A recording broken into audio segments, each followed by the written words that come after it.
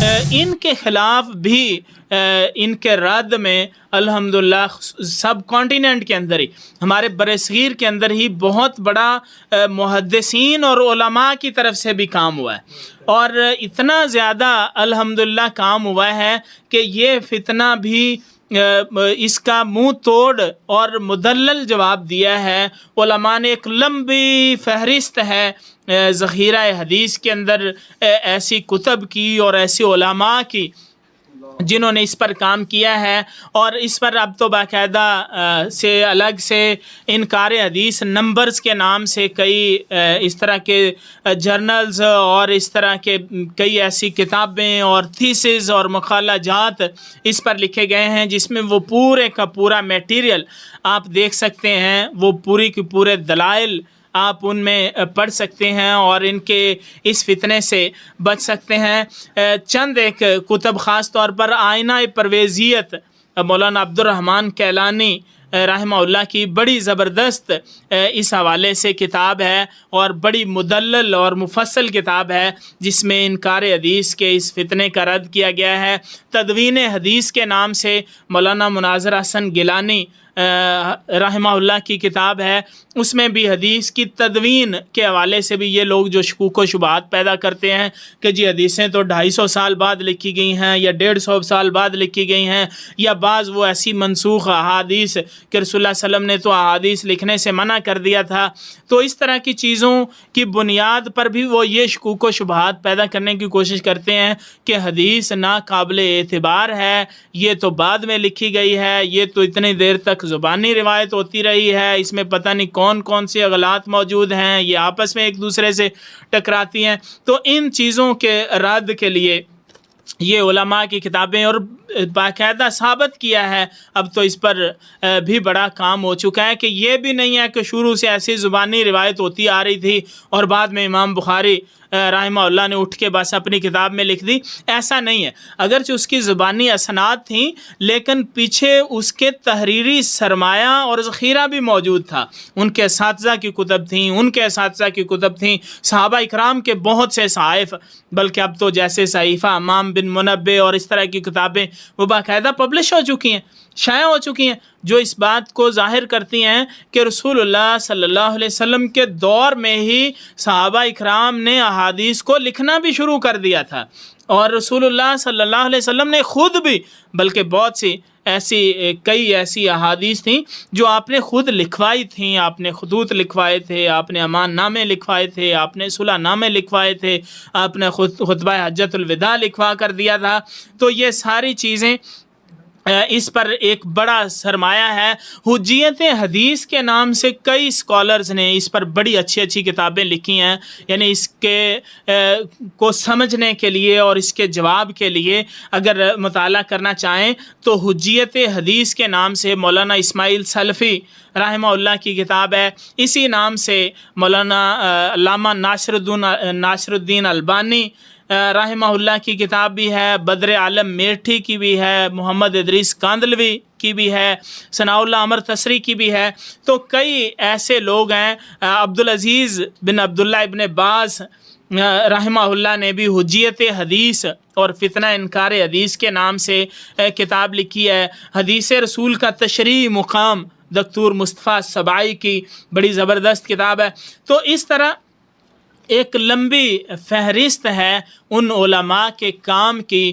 جس کو پڑھ کے آپ اس فتنے سے ہم بچ سکتے ہیں اور اس کا رد کر سکتے ہیں، اس کے خلاف بڑی زبردست یہ ایک علمی تحریک تھی جس میں محدثین نے اور علماء نے باقاعدہ طور پہ حصہ ڈالا ہے، اور اس وجہ سے امت مسلمہ کا ایک بڑا حصہ ان کے اس فریب سے اور ان کے اس جال سے محفوظ رہا ہے۔ لیکن موجودہ دور میں بطور خاص جب علمی مراکز کے ساتھ اور مدارس کے ساتھ اور ہمارے روایتی شیوخ الحدیث اور علماء کے ساتھ جب لوگوں کا تعلق اس طرح کو اتنا مضبوط نہیں رہا، دنیا داری بڑھتی جا رہی ہے، لوگ صرف کالج یونیورسٹی یا اسکول سے پڑھ کے ہی یوں سمجھتے ہیں کہ یہ عالم ہو گیا ہے اور وہی چیزیں ہی ان کے پاس ہوتی ہیں، وہ لوگ انہی کے ہی اعتراضات کو پڑھ کے ان سے متاثر ہو جاتے ہیں، خصوصاً اس طرح کے پڑھے لکھے طبقے کو یہ لوگ جو ہیں متاثر کرتے ہیں۔ تو اس حوالے سے کام کی ابھی تک ضرورت ہے کہ ہم اس حلقے کے اندر بھی، خصوصاً یہ اہل مدرسہ کی بھی ذمہ داری ہے کہ امت کا ایک بڑا وہ حصہ جو ان کے اعتراضات سے متاثر ہو رہا ہے، جو یوٹیوب اور میڈیا اور سوشل میڈیا اور فیس بک اور واٹس ایپ پہ بیٹھ کے ان کے ہی کلپ سنتا ہے، وہ ہمارے مدارس میں تو نہیں آتا، وہ شیوخ الحدیث کے سامنے تو نہیں آ کے بیٹھتا۔ تو اس حوالے سے میں یہ سمجھتا ہوں کہ مرکز صدر العلوم حافظ والا اور شیخ مجیب الرحمن اور دوسرے اس کے سپانسر جو ہیں شیخ خبیب گجر اور باقی ان کے بھائی جو ہیں، یہ ایک بڑی اچھی ایک علمی کاوش ہے کہ آپ امت کے ایک بڑے حصے کو جو ہمارے پاس نہیں پہنچ سکا، نہیں پہنچ پا رہا، جن کا ہمارے ساتھ ڈائریکٹ رابطہ نہیں ہے، تو اس ایک پلیٹ فارم کے ذریعے یہ بھی دعوت کا اور اللہ کے دین کی خدمت کا اور حدیث مبارکہ کی حفاظت کا ایک بڑا سورس ہے اور ایک بڑا ذریعہ ہے کہ ہم اس ذریعے سے ہماری آواز اور ہمارا موقف الحمدللہ دنیا کے کونے کونے تک پہنچے گا، نہ صرف پاکستان کے اندر بلکہ دیگر ممالک کے اندر بھی، نہ صرف مسلمز کے اندر بلکہ نان مسلمز کے اندر بھی اور دوسرے کنٹریز کے اندر بھی، اور ہر اس بندے تک ہماری یہ بات اور یہ آواز الحمدللہ پہنچے گی جو ان کے اعتراضات سن کے سطحی طور پر ان سے متاثر ہو جاتے ہیں۔ اور ہمارے پاس وہ چونکہ آتے نہیں ہیں، ہمارے روایتی علماء ان ٹولز کو اور ان سورسز کو صحیح طرح سے استعمال نہیں کرتے، جس وجہ سے امت کا ایک حصہ ان سے متاثر ہو رہا ہے۔ تو یہ آج کا ہمارا یہ لیکچر بھی اسی سلسلے کی ہی ایک کڑی ہے کہ منکرین حدیث کی پوری تاریخ اس بات پر شاہد ہے اور گواہ ہے کہ ان کے اعتراضات بڑے سطحی قسم کے ہیں، ان کی کوئی علمی بنیادیں نہیں ہیں، ان لوگوں کی اپنی علمی بنیادیں نہیں ہیں، یہ ہمارے اس سسٹم کو انہوں نے ٹھیک طرح سے سمجھا نہیں ہے۔ حدیث کی سائنس کا یہ جو پورے کا پورا ایک شعبہ ہے، یہ الحمدللہ ایک بڑا رچ اور زرخیز ایک شعبہ ہے، اس کے آگے بہت سی شاخیں ہیں، اس کے بہت سے علوم ہیں، اس کی بہت سی خاص ایک اپنی ٹرمنالوجی ہے، اس کی پوری کی پوری، یہ تو مسلمانوں کا ایک سرمایہ تھا، یہ تو ہمارے لیے ایک افتخار کی اور ہمارے لیے ایک فخر کا سبب تھا کہ پہلی امتوں میں سے کوئی امت ایسی نہیں جنہوں نے اپنی آسمانی الہامی کتابوں کو بھی اس طرح سے محفوظ کیا ہو جس طرح سے مسلمانوں نے ذخیرہ حدیث کو محفوظ کیا ہے، جس استناد کے ساتھ، جس اتھینٹسٹی کے ساتھ، جس ایک سائنٹیفک طریقے کے ساتھ سند اور متن کے پورے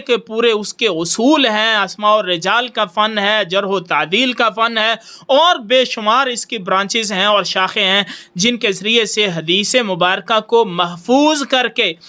بہترین طریقے سے اللہ کی کتاب قرآن کے بعد سب سے بہترین طریقے سے جو چیز محفوظ کی گئی، آئندہ نسلوں کو شفٹ اور منتقل کی گئی، وہ رسول اللہ صلی اللہ علیہ وسلم کی حدیث اور سنت ہے۔ اس کا ناقابل اعتبار ہونا یا ظنی و ثبوت ہونا، یہ ساری ہوائی باتیں ہیں، ان کی کوئی علمی دلیل نہیں ہے، یہ سطحی ذہنوں کو متاثر کرنے کا پروپیگنڈا ہے۔ تو ہمیں اس حوالے سے اپنا حصہ بھی ڈالنا ہے، لوگوں تک اپنی آواز بھی پہنچانی ہے، یہ ہماری ذمہ داری ہے، یہ اللہ تعالیٰ کی طرف سے ہم پر فرض ہے، اور اس کے بارے میں ہم سے کل سوال بھی کیا جائے گا۔ تو اسی سلسلے کا آج کا یہ ایک لیکچر تھا۔ اللہ تعالیٰ سے دعا ہے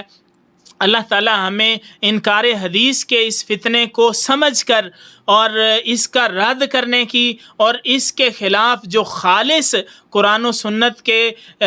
عقلی اور نقلی دلائل ہیں ان کی روشنی میں ہمیں اپنا فرض سر انجام دینے کی اللہ تعالیٰ توفیق عطا فرمائے۔ وآخر دعوانا ان الحمدللہ رب العالمین۔